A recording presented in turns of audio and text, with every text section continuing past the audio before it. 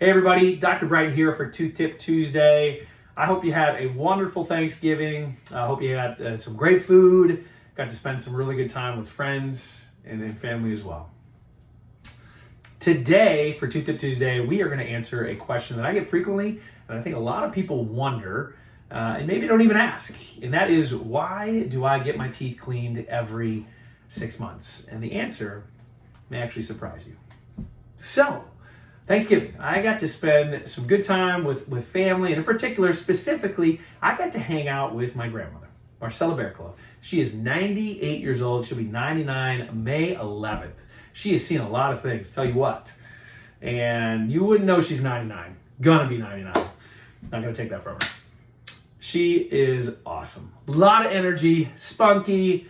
I thought I knew a lot about her. And I learned something about her. I learned she was born in Hillsdale, Michigan.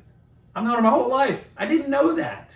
And when I learned that, I looked right across her at the table and I said, "Grandma, do you know Claude Hopkins?" To which she looked at me and quickly said, "Not at all. Never heard that name my entire life." And none of you have probably heard of him either. Maybe, but probably not. But Claude Hopkins was born in Hillsdale, Michigan as well. And from Hillsdale, he went to Ludington. And from Ludington, he went to Grand Rapids. And he studied advertising. This is Claude Hopkins.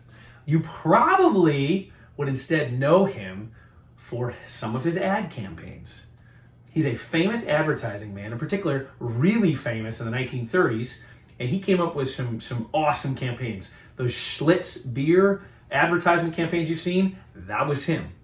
And after he'd been quite successful, he was actually approached by a toothpaste company called Pepsodent, and they asked him if he would do a campaign for them. Now, before I show you one of his campaigns, he is, first and foremost, again, notorious. But summarizing something he said, he once said, "If I can capture and entertain my audience, I can get them. I can capture them." And so you'll see this. This is Pepsodent, right here.